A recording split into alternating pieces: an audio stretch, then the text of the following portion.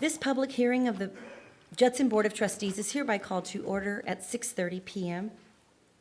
We have established a quorum, and I will call roll. Ms. Canoyer? Present.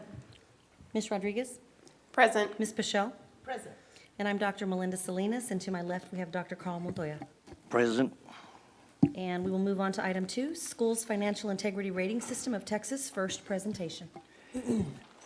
Members of the board, this is a process that happens once a year. It happens to be this year, this time that the information has to go out to share with the public. I will share with you that state funding is not good, and this is across Judson and across all school districts, that there's going to be less money coming from the state for school districts, and that'll be a big issue, but that'll be shared in specifics a little bit later. So, Mr. Elizondo, if you'll proceed, please.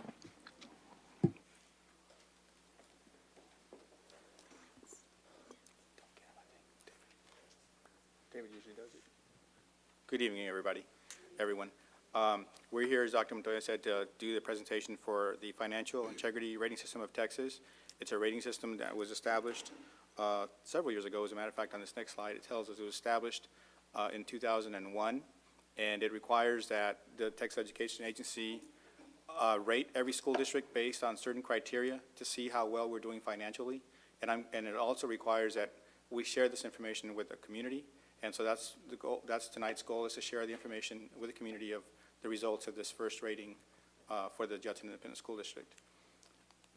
There are several levels that you can achieve in the rating scale, from superior to substandard achievement. The Judson School District earned the highest rating, which is that of superior. There are 15 criteria this year that the TA analyzed. Those changed. Sometimes there's been as many as 21, as few as 7, but for this year there are 15 criteria that they evaluated to see how the district was doing. And this particular information we're going to be looking at, there's always a 2-year delay, so that we're looking at the 15-16 data. And it takes that long because they have to go through all the PEMS data, and because of the timing submissions, that's how long it takes them to be able to release the information. The first, and I'm going to just kind of really briefly go over these. The first one just really is asking, every year we have to submit a financial report to the Texas Education Agency, and there are specific deadlines for that. And it's asking, did we submit the report by that deadline? And the answer is yes, we did, and we did the same in the previous year. We submitted it on time as well. Number 2 is asking about an unmodified opinion in that report, and that means that our external auditors come in and they evaluate a lot of the financial information in our school district, as well as internal controls and things like that. And they just want to know, was anything changed in that letter? If it was changed, then it takes on a different name. It's not called an unmodified opinion letter. The unmodified opinion letter says that everything was fine, and that's what we received, an unmodified opinion letter. And we also received the same thing last year. And it says in here at the very bottom there that we've received this type of letter for the past, really in excess of 20 years. 2B is another criteria, and this one talks about the financial report again, and asking if there are any kind of weaknesses that the auditors identified in our report. And as they evaluated everything, they determined that there were no weaknesses, and there were no weaknesses in the prior report from last year either. The third one is, have we made all of our debt payments? Want to make sure that we're not defaulting on any kind of debt that we have out. And when they're talking about that, mostly we're talking about all the bonds that we sell for construction of facilities, as well as sometimes some other bonds or other loans that we receive to buy school buses. And we've always paid our debt on time. We've never defaulted with any kind of our debt payments. The next one asks about the teacher retirement system, the Internal Revenue Service, and other federal agencies that we have to send money to. And it's asking, are we making our payments on time, or are we behind in any of them? And as the auditors reviewed, they determined that all of our payments were made on a timely basis, as they were the prior year as well. Number 5 talks about our unrestricted net asset balance. There's a schedule in the audit that the auditors audit and prepare, and we review it. And it talks about the changes in those asset figures there. And it's evaluating certain criteria to see if we fall within certain ratios. And we did fall within the allowable ratios that the agency has established, so we passed that that test as well as we did in the prior fiscal year. Number 6 just asks about how much money we have on hand. They want to make sure that you have sufficient money to make sure you're not having to go out and borrow money to operate the school district. And when there's certain ratios that they go through, and typically we look at, 2 to 3 months worth of operating cash, and we did meet that. We do have that type of fund balance, so we were able to pass that particular rate, criteria as well as we did the prior year. Number 7 talks about another ratio, which is talking about our current assets to liabilities. In other words, what do we have that's valuable versus what we owe people, and what the ratio that's established there. And again, they went through, measured the funds available in our assets as well as our liabilities, and determined that we met the ratio they established. So we passed that ratio, that particular criteria as well. Number 8 talks about long-term liabilities. And those are, again, going back to things like our bond payments that we have or our long-term loans that we have. How are we doing there? Or do we have sufficient to make sure that we are able to take care of our debts? And the answer is yes, we do. We do have sufficient funding for that, and it was the same thing for the prior school year. Number 9 talks about the school district's general fund reserves, and it wants to make sure that when you look at certain expenditure categories that they're just trying to measure our financial health, and in doing that, they look at it from several different perspectives. And again, this is another one they look at, and they want to make sure that we have enough money to be able to cover 60 days worth of operations, and we do. As a matter of fact, it shows you that we exceed 116 days. So yes, we did meet the criteria, both that year they're looking at and the year prior to that. Number 10 talks about the debt service ratio required for debt service. Again, they want to make sure we have sufficient funds available to pay our bonds when they become due, all our bond payments, like if you will, a mortgage payment. And our bond payments, though, are due twice a year. So we don't have to do a monthly payment. And so again, yes, we do have the appropriate funding for that. So we passed that test as well. Number 11 talks about the administrative cost ratio. And here what they're doing is measuring how much money our school district spends on administrative costs, and to ensure that we're not exceeding or spending too much on our administration. And it kind of tells you that they have established a range of 8.55 to 18.55 based on a school district that is our size. And for us, our ratio was 5.82, which was well below that range. Number 12 talks about our student population and whether or not we're having a decrease in that population and how that compares to our staff, our teaching staff specifically. And so, again, they have a ratio that they go through and determine how we fit into that category. And again, we met the standards that they established for both the year that they're reviewing and the prior year. Number 13 talks about our PEMS data and how well it compares to our to the annual financial report that we submit. So we submit the annual financial report, which is the one the auditors prepare to the Texas Education Agency. And then separately, we submit PEMS data electronically. And they want to make sure that all the data that's being submitted electronically matches the report that was submitted to them. And so our data does match. It has less than a 0% variance. I mean, there's some rounding here and there when you have $1 off or what have you, but we fell well within their parameters, so we passed that score, that particular test. The external independent auditor, were there any kind of material non-compliances, anything that was a concern for any kind of grants or contracts? They have to review that to see if there are any issues. And they did not find anything. And so, again, we were able to pass that test because there was no instance where they found where we had any kind of issues with that. And number 15 asks about sometimes when a district has financial issues, they ask the agency for a hardship. And when they do that, it allows them to receive their payments from the agency in a different manner than are typically scheduled. And they're asking if we had to file for a hardship waiver or a financial hardship so that they can give us our payments a little differently. And we did not have to do that. We have sufficient funds in the district to be able to manage our expenditures. So we passed that test again because we didn't have to do that. So those are the 15 criteria that they look at for the first rating. And again, we did fine on those ratings. And as a matter of fact, every year since they started this in 2001, we've always received the highest rating, except for one of the years, which was in 2009. And that was related to completion rate, student completion rate, because at that time they were including some items that were not really financial in the rating. And so they since recognized and removed that criteria from the ratings from the school districts. But that was the only year that we didn't get the superior rating. The financial strength of the school district, we've over the last 5 years, we've averaged about a 29.9% fund balance, which is of our expenditures. And typically, when you look at what the agency likes to see is that they usually think, 2.5 to 3 months worth of operating expenses. So 3 months would be about 25%. So our average has been 29.97. So we've exceeded kind of what their expectation is. And as a matter of fact, our board several years ago adopted a minimum fund balance policy for the general operating fund of 17%, which is 2.5 months. So we can never go below that 17% unless the board gives us permission to do that by taking board action. Tax collections, just to give you an idea as to how our tax collections have been for the several years, including the year that they're looking at. You can see that when you look at just current collections alone, we're collecting in excess of 98%. And when you include the delinquent taxes, taxes from prior years that were not paid on time, we exceed 100% when you include that number in there. And you can see that's pretty consistent throughout each one of those years. The operating cost management for the district, again, this is talking about, let me make sure here.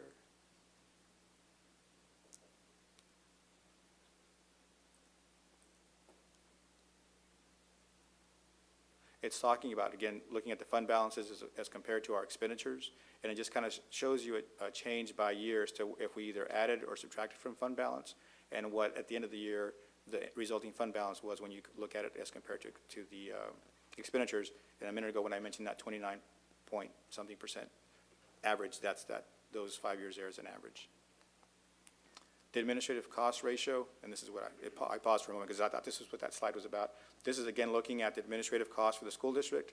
Again, the TA establishes a ratio for the district based on your size. Our ratio, the state standard that's up in that slide, in that column, shows you that for a district our size for that year was between that 8.55 to 18.55, and we fell well below that ratio. And you can see, if you look at the trend, that we've always been below those ratios, significantly below those ratios. There are some other new changes. I say new because they were required after 2001 when the initial first presentation was done. So in 2007, they also had some other requirements that we share with the public, and this is what we're going to do now to make sure that we comply with those requirements.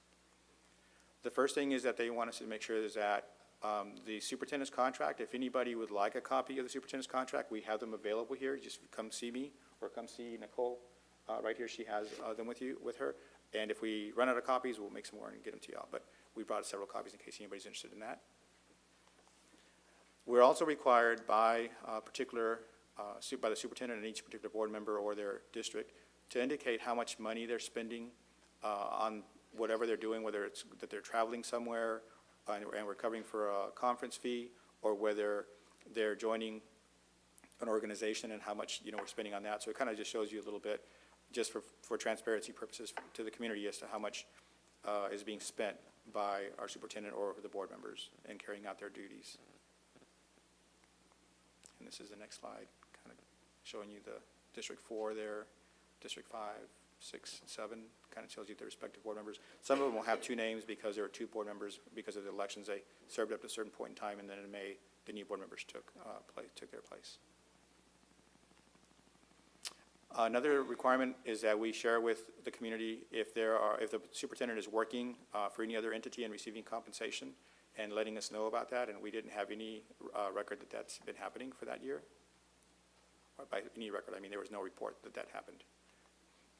The next one has to do with the board members. If they are also involved, or their family members are involved in any business that the school district does business with, they're to report to us that there's a conflict, or if they're accepting gifts from any business, then they're to let us know that as well. And we received no reports, so there were none that we were made aware of.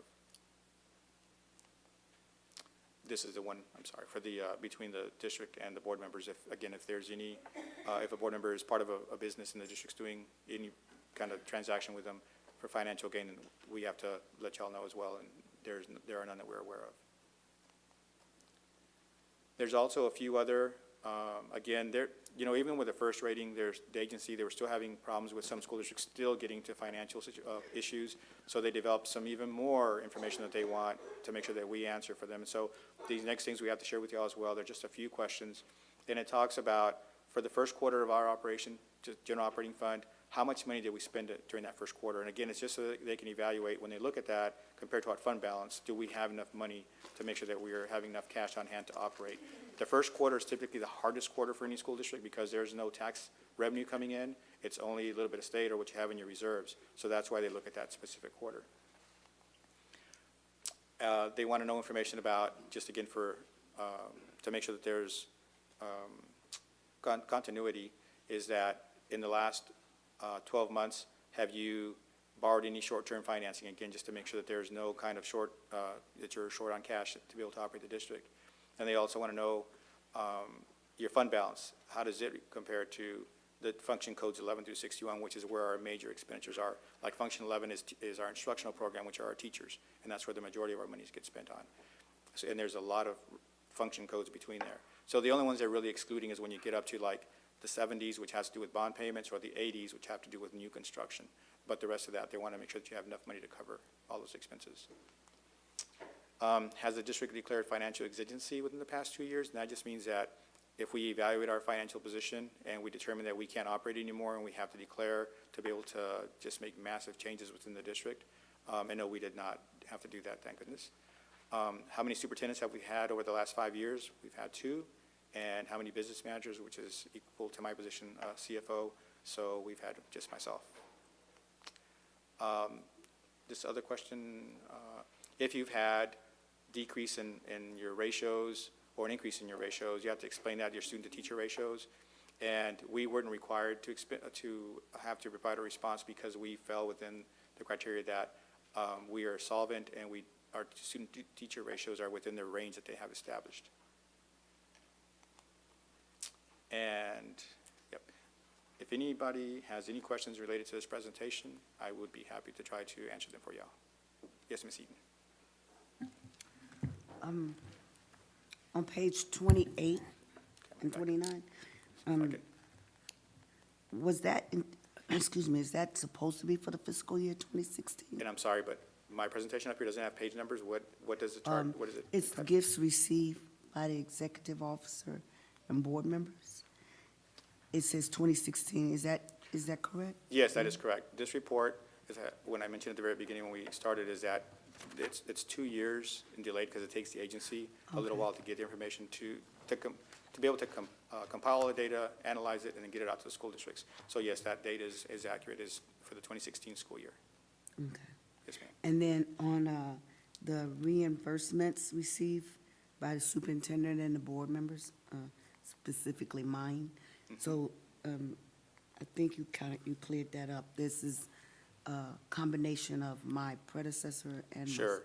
Yeah, I can tell you that because the new board members started in May, and our fiscal year ends in June, the majority of those expenses that are being shown there are for the previous board members. So in your particular case, when you show District 3, the majority of those expenses are for Mr. Flores, and then a significant, if any amount, are probably yours. And we've talked about this for next year to make sure we break them out so that there's no question about that. If there are 2 board members, we put 2 different columns, even though Okay. it's the same Hey, district. I would appreciate it. No, you bet. We definitely Looks do like that. I went shoe shopping. No. Yes, ma'am. That's Mr. all. Rodriguez. I had a question on question number 12. Okay. So it said, this is the one, if student enrollment Went back. did not decrease. I was wondering if, in the next report, it seems like that'll hit a year when we did have decreasing student enrollment. Do you anticipate us still being in compliance on that, or? Yes, this last question Sure. on this slide. Sure. It depends. It says on here, did the school district not have a 15% decline in the student-to-staff ratio over 3 years?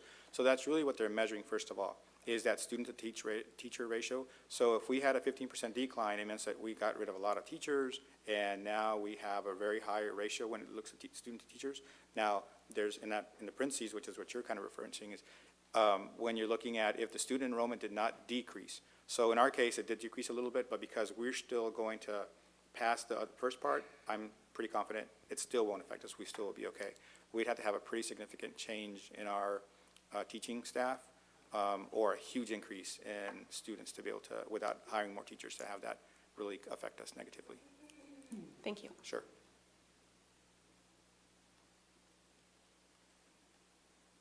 And Dr. Salinas, I just want to make sure that the community is aware, if the community has any questions about the presentation, that this is their time to ask their questions, if they have any questions about the presentation. Okay, all right. Okay, thank you. Okay, we will adjourn the meeting at 6:50, and we'll go right into our special meeting.